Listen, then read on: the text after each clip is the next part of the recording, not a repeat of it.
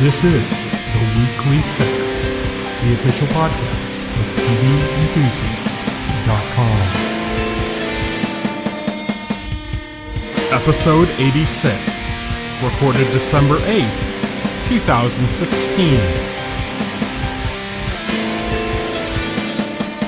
Hello, everybody, and welcome to the Weekly Set, the official podcast of TVEnthusiast.com. I am your host and editor-in-chief of TV Enthusiast. My name is Tyson, and joining me today, as always, is our keeper of comics, Will. Hi. So today we're going to be talking about the DC crossover from last week. We are not going to be talking about the mid-season finales of Flash and Arrow and stuff that have happened since. We're just going to be focusing on the crossover episodes, and then we're going to be talking about the season finale of Westworld, which won't be back until 2018.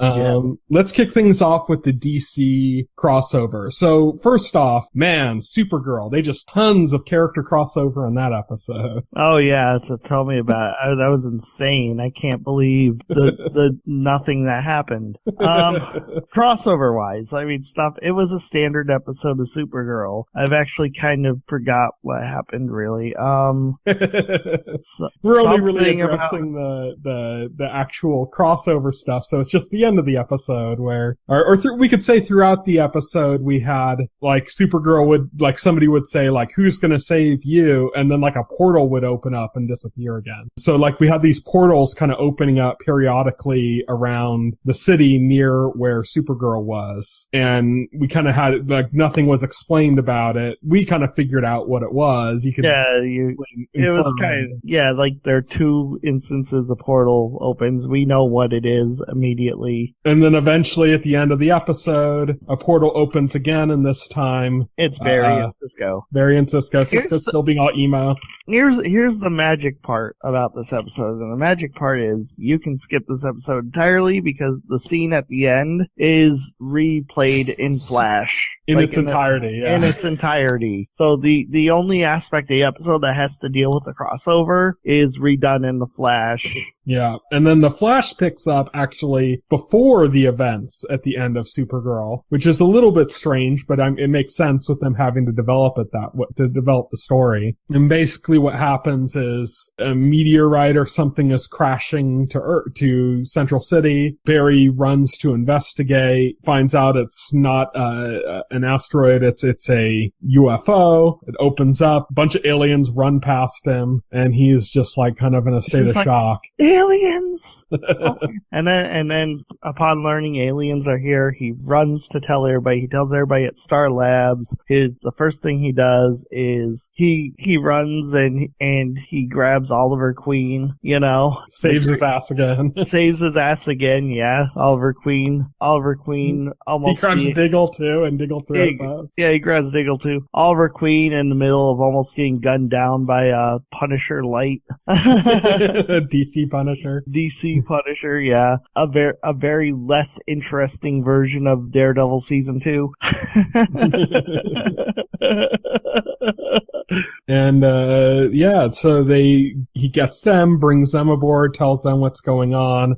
They contact independently. I think one of them contacts, Legends of Tomorrow group, and then Barry and Cisco go to, Earth CBS, as the showrunners of the show call it whenever they do an interview, to grab Supergirl. And then we get the scene that we just had in Supergirl again in its entirety, and they snag her and bring her back with them. And they get, I don't think the Legends come in for a little bit. They come in like and save the day at some point. I will say the Flash episode of this was, in my opinion, the best episode of this crossover. It just without going, it basically culminates in the Legends and Supergirl go off. The Legends and Supergirl go off to confront the aliens, and the aliens set off some mind control device. the aliens mind control them and they come back and attack Barry and Oliver, who were the only two people who didn't go to confront the aliens. Barry, because everybody didn't trust him because Flashpoint came out. Yeah, because Flashpoint came out, and Oliver because he wouldn't go without Barry. Like he wanted the team to take Barry with them, and he was a loyal friend, so he stayed behind. And then they ended up having to face off against the combined strengths of Supergirl and everybody else. And everybody else, yep. Until they discover what's mind controlling them, and Barry basically tricks Supergirl into destroying it, releasing everybody from their mind control. And then that's when that episode ends. And that's probably the most fun episode of the entire crossover. The Arrow episode, I thought, was the lamest. Not necessarily like lame for like an episode, but because you could tell like they very much wanted it to be an Arrow episode more than a crossover episode. It had the dual purpose of also being Arrow's 100th episode. Yeah, it did. Yeah, so they wanted to bring back a lot of like familiar faces and stuff, which, you know, they've been psyching up the whole like Deathstroke's back with all these pictures being tweeted out of Deathstroke. Unfortunately, it was just like Deathstroke in body with some stuntman wearing the costume, and we didn't have Manu Bennett, which it was not Manu Bennett, and it was like a mind like vision trick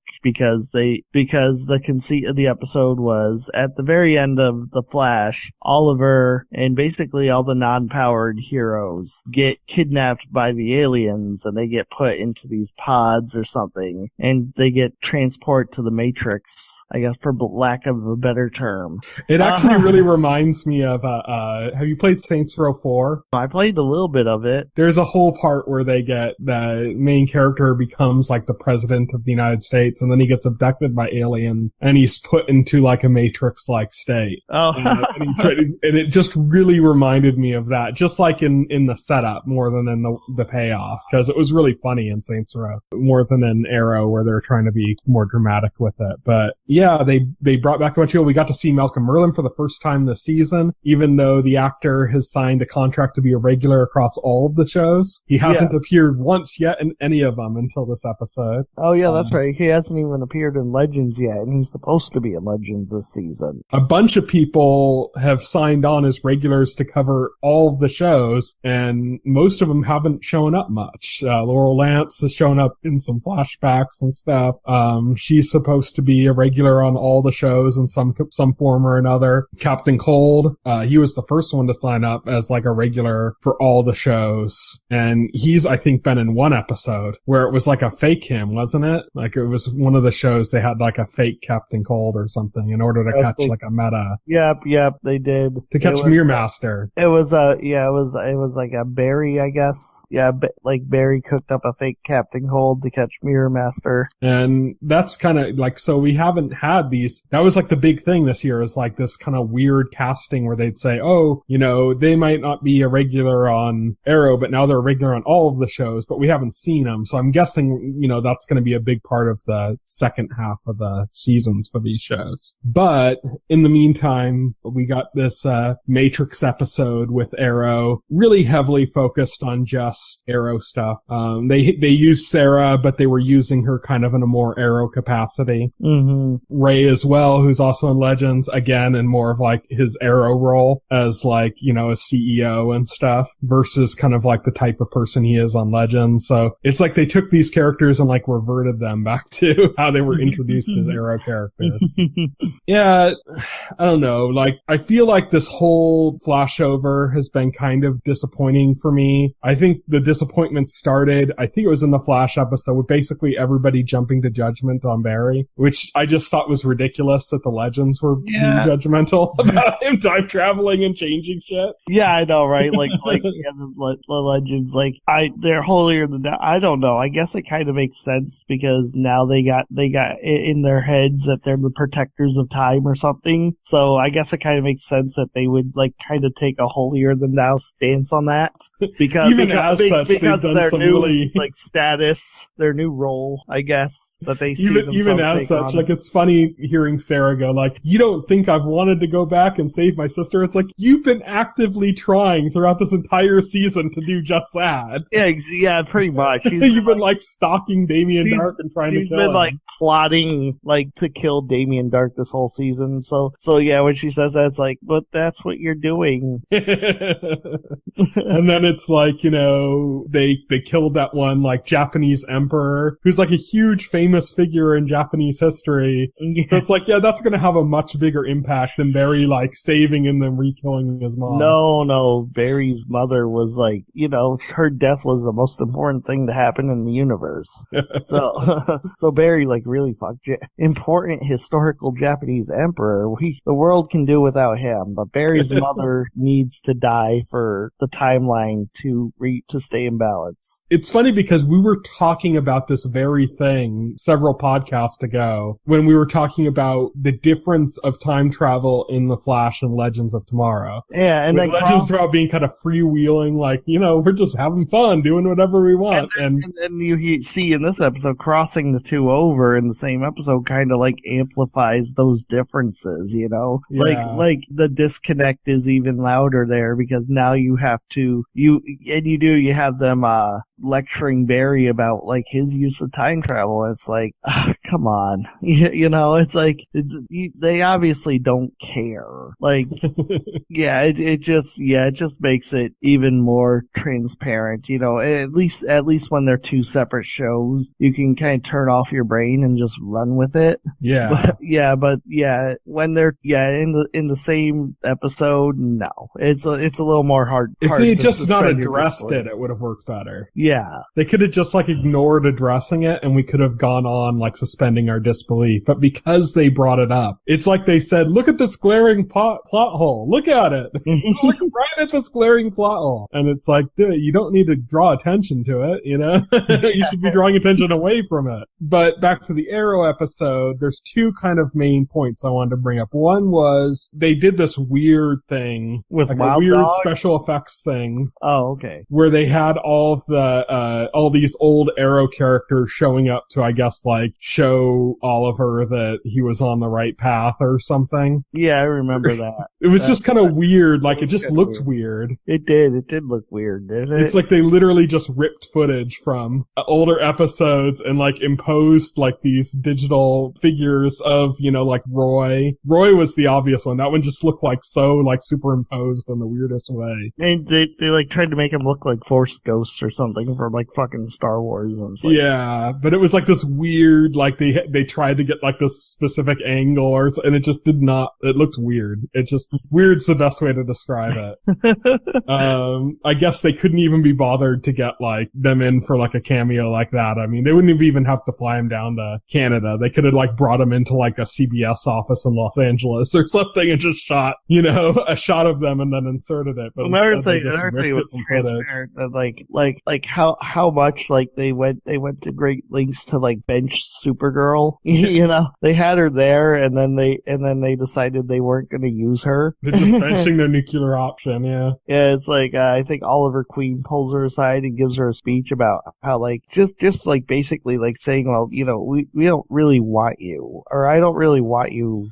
He's like, things are strange enough. I can't deal with this. I can't deal with you. I guess you take it like his character is Oliver Queen being like sort of the Batman analog of this universe, is taking a Batman stance towards that's been since the Supergirl. very beginning. That's like the entire origin of Arrow as a series was we can't use Batman, so we'll make the Green Arrow Batman. Yeah, pretty much. And so now when he encounters Supergirl, he encounters her with skepticism and basically fear. I think he's freaked out by her presence.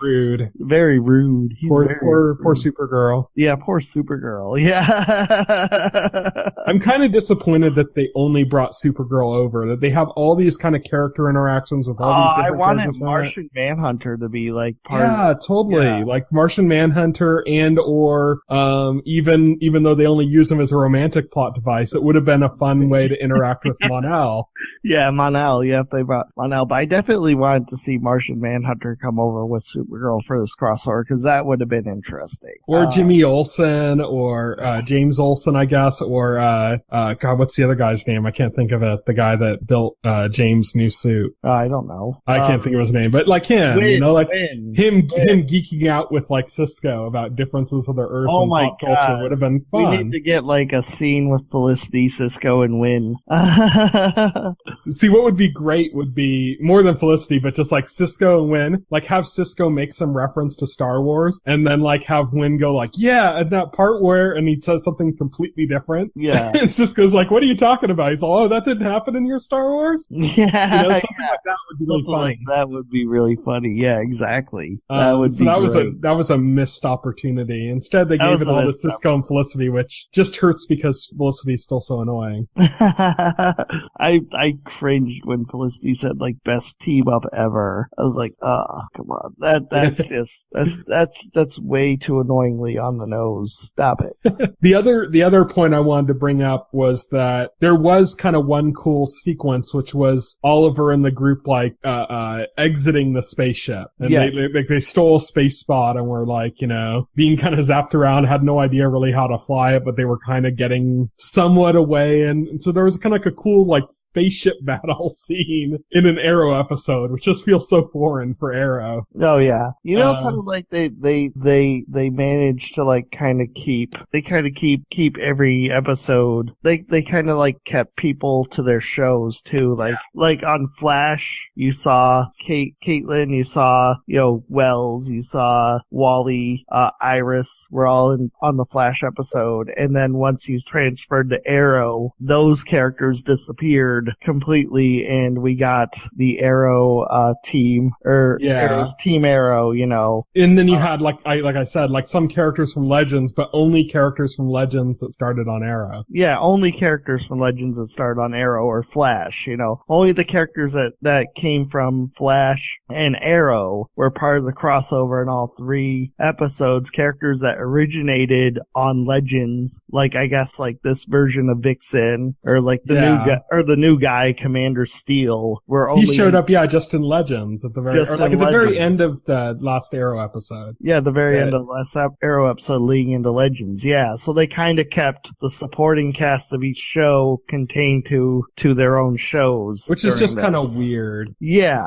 It's just kind of weird, like, you know, and like a character would show up and then kind of disappear, like Mick wasn't really involved until the Legends episode. Like, right. He had like a few funny bits in each episode, but basically went mostly underutilized, and then all of a sudden he was a big player in the last episode. It was just kind of strange and uneven the way it was laid out. Yeah, it was definitely strange and uneven the way it was laid out. I think that had to. I think there was a clear desire for like I think there was a clear desire on each of the show's part to kind of like retain their individualistic identity, which is a bad idea.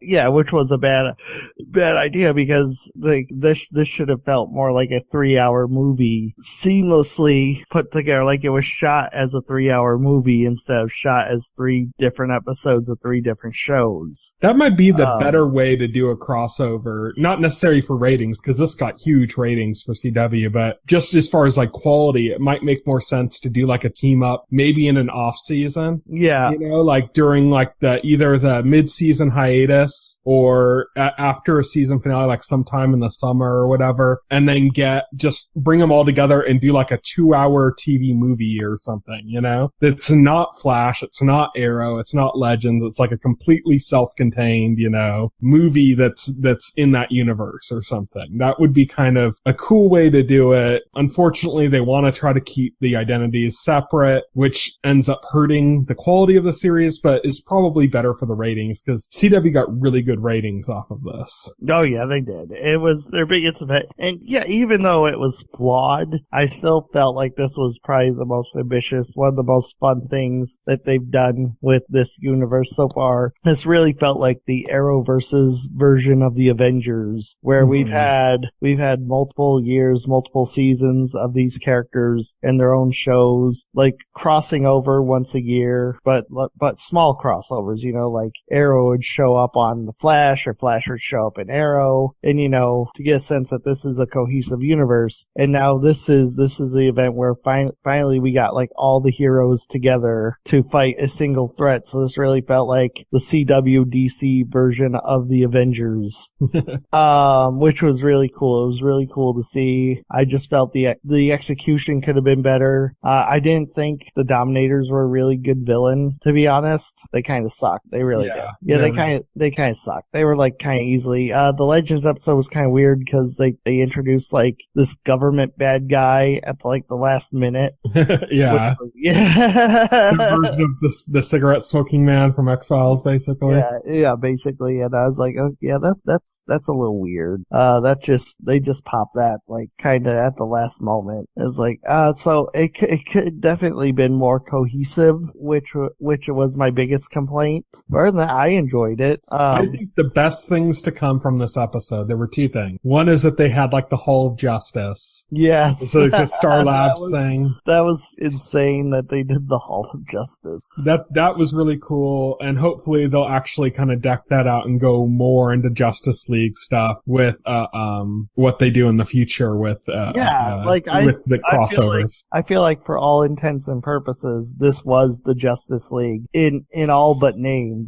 They never once called themselves Justice League or committed themselves to being a team, or committed themselves to being that type of team, but it really felt like for all intents, this was the Justice League. See, if this is what we were seeing. If the next crossover is officially Justice League, that would be awesome. That would be awesome. Yeah. The other thing that I liked, actually I'll say three things. One is that they gave Kira a means to communicate with and travel across dimensions, to make a plot device to make a future cross. Basically saying if we want another crossover with Supergirl, we're gonna do it. We just created this convenient plot device so that we don't have to go to great lengths to explain it anymore. Exactly. We don't have to explain shit. Which is good. Which is very good. But the other thing that is really notable is they finally got Cisco over his whole emo thing. Oh my god, that was just the worst. It was a convoluted way that they got over it, and it's kind of stupid that it took that to make him understand, like that was just really dumb. Cisco had to time travel himself and see the consequences of changing the past himself to get over, to understand Barry's position and to kind of get over his anger at Barry. But I accepted it. I thought, well, I guess it worked. At least it's over. at least that's over. Yeah, it was pretty convoluted. It's like, motherfucker, you would not forgive Barry until you actually you had to time travel yourself to do that. Jesus, Cisco. So that pretty much, I guess, wraps up our crossover talk. Yes. Let's move on to Westworld. So this is the season finale, or I guess we could call it the part 2 of the epic revealing of all theories being accurate. Yeah, part 2, all theories are accurate, which is kind of disappointing because, I think this is one of those things where reading people's opinions, people's speculations kind of actually ended up ruining the show because people figured this shit out so quickly. Oh yeah, William being the Man in Black was the first episode that William debuted, people figured that out. Yeah, people figured that out so quickly, and so when you're watching it, you're not surprised by this reveal. It's hilarious though because I know it's the blame isn't fully on the fans. The show shares a lot of blame for this not being the surprise it was meant to be, simply because even towards the end of the season, the show started making it very blatantly obvious to where you did not have to go to great lengths to connect the dots. The dots were being connected for you right in front of your face. Yeah. Well, there's some issues in the writing room. The show had gone on hiatus because of those issues. Yeah. So, there were a lot of complaints that people have about the way the season wrapped.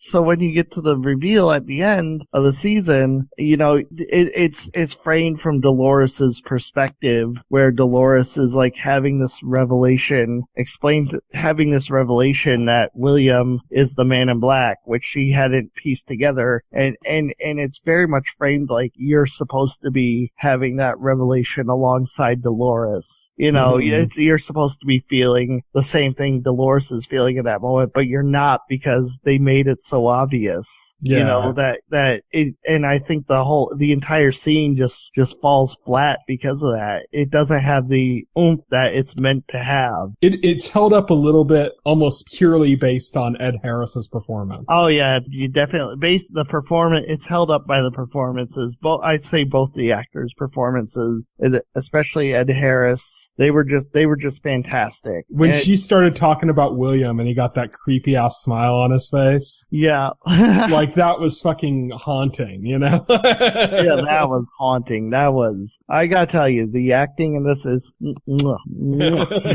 it's just, it's bon appetit. Bon appetit. It's great. We got freaking experts at the craft doing the best work of their careers in the show. I mean, it's very for Anthony Hopkins, you know, you could put his performances forward up against probably any of his best film performances, I think. Yeah. It's more restrained than like some of his other performances have been. It's kind of more subtle, and I really dug that. It's kind of more subtle. I liked how he could go from likable to sinister at the drop of a hat. You know, like, and he was real good at doing that too. You know, it was just amazing. Like I said, this episode, if you're looking for twists and revelations, this episode didn't have those unless you were just completely blind to all the clues and you were not following any of the speculation online. I want to see the internet reaction videos of people that were blind to what was going to happen.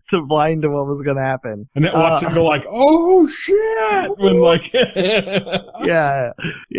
I think for season 2, I'm not gonna read reactions. I'm not gonna read opinions or speculation. I'm not gonna engage in speculation. I think season 2 is gonna be a very different beast. I think so. I think maybe the writers will be more mindful of how quick the internet is to pick up on things, and maybe they'll even like use that to play with the audience and maybe fool them. I was in this episode, I was definitely hoping for some sort of swerve in the whole William is the Man in Black thing. Like I felt like they were setting up like a Logan reveal or something. Yeah, I felt they were setting up. I was hoping for some kind of swerve, but it didn't. That's probably because it was all written before like anybody kind of like realized that the internet would figure this out right away. This film was shot and done except for some special effects by the time the first episode aired. Yeah, so it's kind of like, but it was still a great episode. It was still a lot of fun. There are a lot of really cool things. I think season 2 is going to be a very different beast, not just because of the writers being able to look at feedback and look at the way people reacted to it and adjust accordingly. And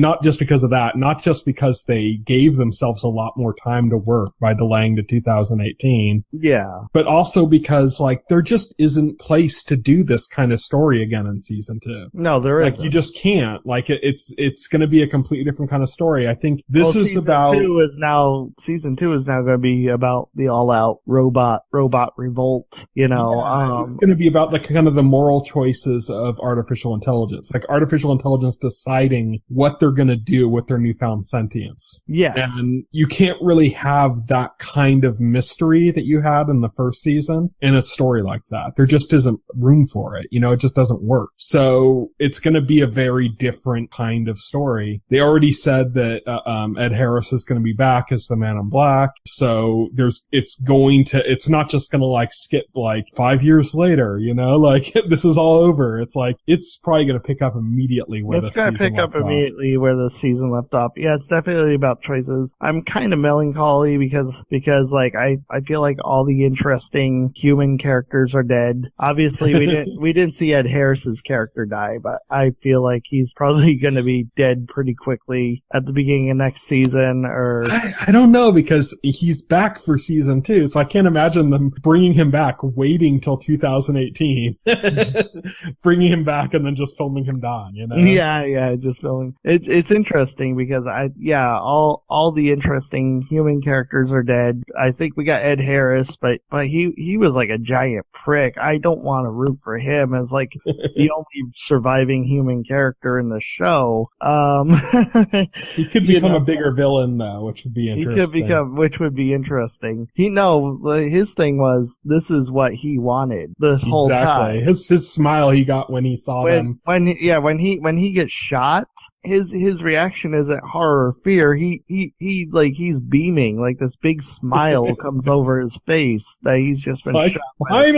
Finally, this was the maze, to him. This is what he wanted. That was probably the most disappointing thing, because I guess story was just the resolution of a maze, and him just being too dense to figure out that this was this wasn't about him, that it was about the robots. We that knew was probably the most disappointing thing about the episode. And the disappointing thing about that is, like, we realized his whole motivation was that he wanted the robots to be able to kill, to be able to hurt people, simply because that made the game more exciting to him. He grew bored with the game because he knew it was a game that he could always win. Which is a little disappointing, because you'd hope that there was more to it than that. Yeah, you would hope there's more to it. Yeah, we find out that, his goal was simply, he just wanted the game to be more challenging. He wanted to play Dark Souls, not Kirby. Exactly. But yeah, I mean, it was still a good episode. What did you think of Samurai World? I thought that was cool. I don't know how Samurai World actually works in practicality. Somebody mentioned, if somebody goes in there expecting the authentic Japanese samurai experience, well, it kind of breaks the experience if there's like a bunch of white guys like pretending to be samurai. Well, there's a rumor that this whole thing takes place on Mars. Yeah, I know, like, at least in the books and stuff, there's a Westworld, there's a Future World, there's all kinds of different franchises to this theme park. So seeing Samurai World was like kind of a neat confirmation that there are other parks. This is a whole franchise. It's not just the one park. Yeah. I thought it was really cool, that reveal, but at the same time, I kind of hope they don't over-explore that. Yeah, I hope they don't either. It's almost cooler as just this, like, oh, there is a lot more, and then we just don't see it again for maybe a couple seasons or something, and then even then it's just like a real small element, It's almost cooler just being something in the background that we know is there. But I like the way they handled it in that. Did you watch the post-credit scene? Oh, I didn't. I forgot. I heard it had to do with that one robot lady who wasn't very interesting to begin with, so She just, it wasn't much. She just kind of, her arm was trapped in that door and she kind of cut it off. Oh. And was still, fighting or something, and that was pretty much it. Oh, well, that's pretty lame. I really do not care about that character, so it's the whole Babe thing was it was the Maeve storyline. The interesting thing about the Maeve storyline, though, was it turned out it was suggested, or that she actually hadn't gained sentience, that she would the stuff she was doing and the way she was all programmed. Yeah, so she was still being controlled. So she is not actually fully aware, like we thought. Seemingly not by Ford. Not by Ford. It seems like this might be another aspect of the espionage storyline of how they were trying to get information out of the park. This might be more related to that, but a little bit smarter than what Delos was doing. So maybe it's like a rival corporation or something. I don't know. I assumed it was Ford. One of the big reveals of the episode is that Ford's motives actually lined up with Arthur. Yeah. Ford's motives actually lined up with Arthur's motives. Ford revealed he wanted the same thing. Oh, I'm sorry, Arnold, not Arthur.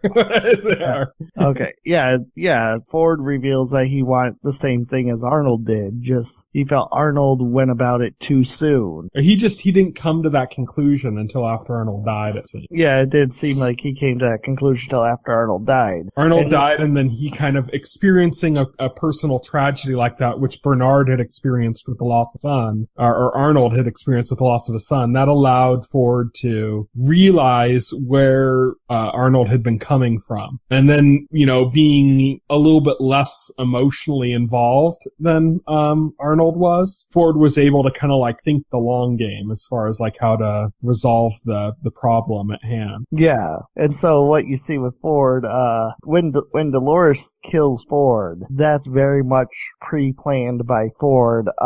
It's pointed out earlier in the episode that Arnold has Dolores kill him because Arnold is trying to wake Dolores up, trying to get her to finish the maze, so to speak.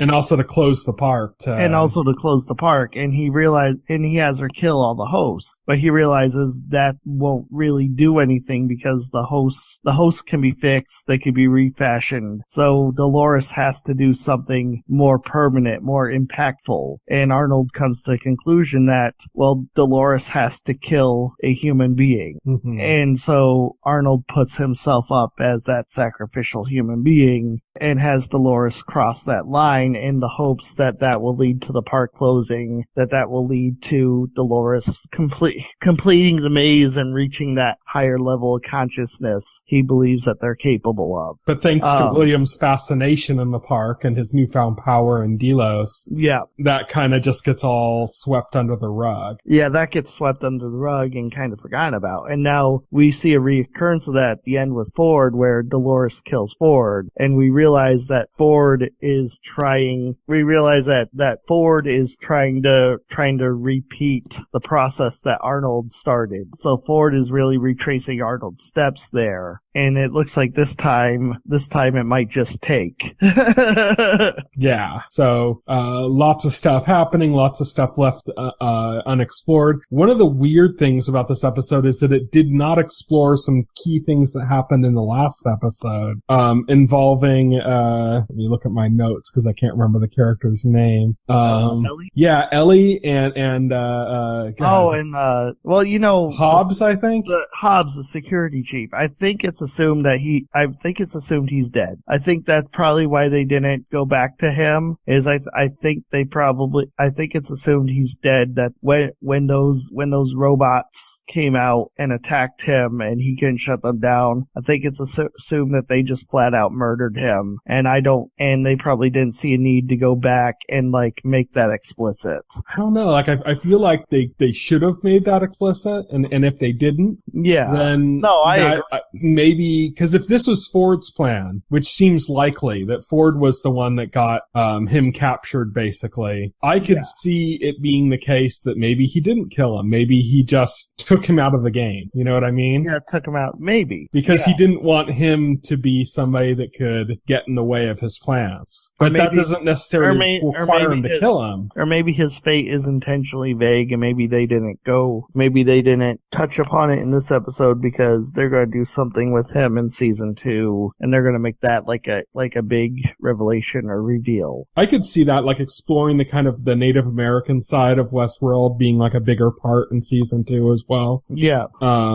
Because now it's going to be less about guests and stuff, and it's going to be more about kind of the fallout of everything that's happening and the choices that these people are making. I think what else? Well, we talked a little bit about Maeve. One interesting thing that happened in her storyline is at the very end, after we found out that it was all like programmed in her entire strategy to get out of there was programmed in. Yes. She exits. That was not part of the strategy that was programmed in. It said infiltrate like mainland or something was the last part of her programming, and she abandoned that to go back for her daughter. No. If you realize, I think what happened was, it did say infiltrate mainland, but then Bernard says wait, and Bernard says something like wait, but actually what you do is, and then she like kind of like shuts him up before he's able to elaborate on what that but is, and she snaps the tablet in half and declares that she's an independent woman and she's not going to listen to that. So you think her going back for her daughter was part of the program? Was part of the program, yep. That Bernard was going to mention, but before she shut him up. I think it might be the other way around, because they revealed that she broke her programming when the Man in Black killed her daughter. Yeah. In that storyline, that she broke that her obsession with her Yeah. her daughter broke her programming. They reveal that, but I think it's going to be the case. But now we have to go and question that. This leads you to question that too. Did she really break her programming, or was that really her programming to begin with? Because you assumed the whole time everything she was doing, recruiting the robots, killing humans, you assumed that was her breaking her programming, and then we find out through Bernard that is her programming at that moment. I have a feeling that it's not going to be that it's going to be that her going back to her daughter is her actual. I think that was the biggest surprise reveal of the episode, was the fact that Maeve was still following a script, even though she believed, even though everybody else believed she wasn't. The question is, if you're right in that her going back for her daughter was part of her programming, does that mean that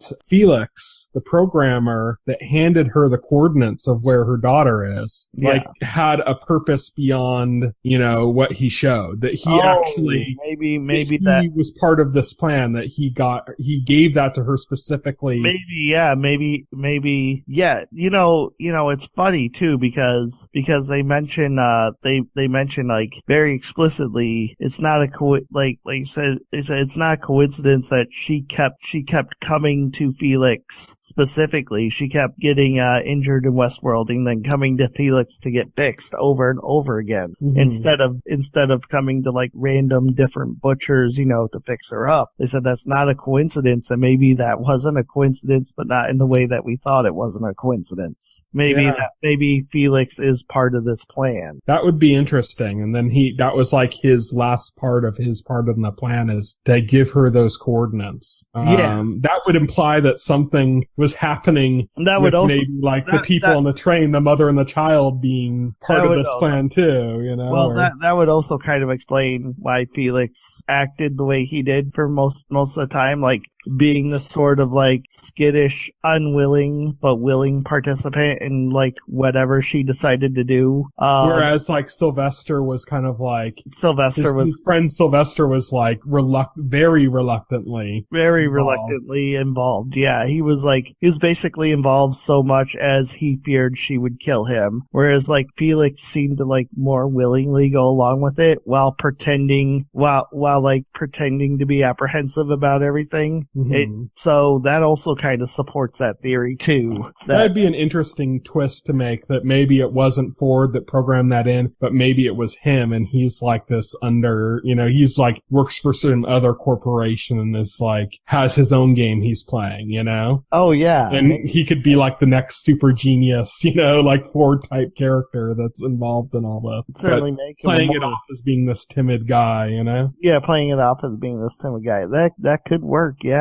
So yeah, it's exciting. There's lots of things to look forward to with season 2. Like I said, I think it's going to be a very different animal structurally. I think they went with a very non-linear approach this season that I don't think they can do next season based on the way the stories progress. Like I don't think there's an opening to do that. I don't think that's there isn't an opening. There isn't like we're gonna show what happened in the past. Like there's not much that did happen in the past. Yeah, I think season 2 is going to be a lot more linear, and I think it's going to be heavier into character drama, whereas like season 1 was all about mystery. I think season 2 is going to be all about character. It's going to be about how these artificial intelligence, now that they've become sentient, like who are they as people? The writers, the producers of the show said that the theme for season 2 is chaos. Yeah. It'd be interesting because Jonathan Nolan is one of the writers on Westworld. He's one of the showrunners. He's Christopher Nolan's brother. He wrote Dark Knight. He co-wrote like Dark Knight and Inception and stuff with Christopher Nolan. But he also ran the TV series Person of Interest, which was also heavily about artificial intelligence, and ended up going in kind of interesting directions with that. So I could really see him going as like season 1 being this big non-linear mystery, and then season 2 being very different, being like a completely different approach to storytelling for this same story. In that, instead instead of being about kind of like mysteries and like, you know, instead of setting up new mysteries and going, okay, well, who did this and who did that? It'll go more into like a linear story of, well, now that these AI have become sentient, what do they do? Like how do they decide who they are? You know, are they going to be villains that kill off all the humans? Are they going to try to live their own life? Do they want to leave the park or do they want to hunker down into the park? You know, these kind of decisions and that kind of almost like a basis of a new society, you know, could be a very different story than what we got in season 1. Yeah, definitely. So I'm excited to see what's going to happen with that. So what do you think overall about Westworld this season? I enjoyed it. It wasn't as strong of a show as I was hoping it was going to be. I think a lot of the non-linear aspects and also the predictability of some things kind of brought the show down a little bit. It didn't live up to the first 2 episodes. It didn't live up to the first 2 episodes. I was kind of hoping that the robot revolt that happened at the end of the season might have happened in the middle of the season instead. But still, it was definitely, it's got fantastic, the production values are through the roof, the acting is fantastic, it's got some fantastic actors doing the best work of their lives, in the show. Some cool, like, subtle special effects. Some cool, subtle special effects, some great characters. It's definitely a B+ show. Yeah, I agree. I think the first episode grabbed me so hard, and the second episode, like, that was the first one that, you know, because it's where William was introduced, of course, so they couldn't have had a William is the Man in Black theory before episode 2 because he wasn't there yet. Yeah, he didn't exist. If anybody had a William is the Man in Black theory from watching episode 1, then you're a psychic. Stop it. They just, like, are really, like, watch those trailers for the next episode. Really hardcore. They're really hardcore, yeah, right? Yeah. But yeah, like, those two together are like amazing, like stunning TV, you know, like the way it's set up, and it just couldn't live up to that for the whole season. It was still really good though. It kind of set a high bar for itself that it couldn't reach. The whole thing with the flies in the first episode was just amazing, and they just weren't able to top that again later on. Yeah, they didn't do anything like that. Like flies weren't even used as like a plot device or anything afterwards. You know, it was like the show never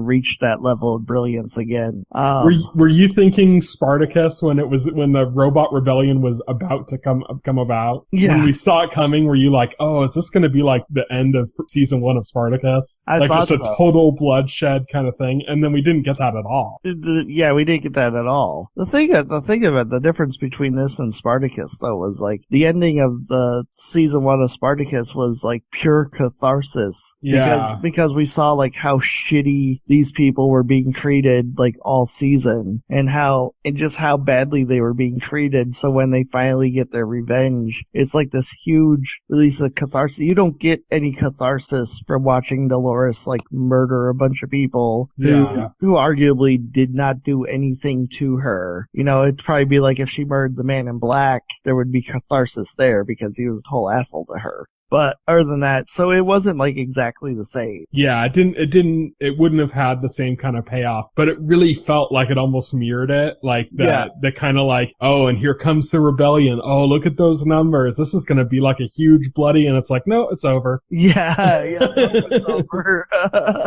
It just kind of took like a very different tack, which is interesting. I think it makes more sense going into season 2. Like, you don't want to like basically say the robots killed everybody in the park, because if you have this kind of society that's that advanced where they could create robots like that, and it came out that there was this mass slaughter, I don't know if that would necessarily end up going well for the robots in the long run. That would like, they'd pretty much be like, okay, gotta take them all out now. Yeah, pretty much. You know? Nuke the spark. Nuke it from orbit. But I think that maybe that's exactly what's gonna happen, is the opposite of that, which is that instead of killing all these people, they're gonna basically capture them. They're gonna kill maybe some, in the process. But then season 2, I think we're going to see a lot of these human characters that were in the park still being there. And it's going to be the question of some of them maybe escape. Like I could see the Man in Black being kind of like free, not captured, you know? Right. Or I could see like maybe like Charlotte, the rep from the board, and some other people being like prisoners of these hosts, and the host having to kind of decide what they're going to do with them or something. And that determines who they are. You know, are they going to be murderers or are they going to be diplomats? You know, what direction are they going to take? Yeah, I know, right? So that's it for our discussion of Westworld. So we're done with Westworld, and we won't be talking about that again till 2018 unless some like really crazy trailer comes out or something we want to discuss. We'll be back next week with some other discussion of shows. You can reach me on Twitter. I'm at Tyson Gifford. You can reach Will on Twitter. He's at Voxel Hero. Check out our Facebook page and our YouTube channel, as well as our site, TVEnthusiast.com. You can subscribe to the podcast through any major podcast client like iTunes or Pocket Cast. And the entire backlog of our podcast is available on our YouTube channel, which also includes our news show, our discussions we've done of shows like Game of Thrones and Hannibal. So, you know, hey, watch Hannibal. And when you get to season 3, watch along, watch an episode of Hannibal, then watch our reaction to it. That's always going to be fun. So kind of like a commentary track, but something you watch afterward.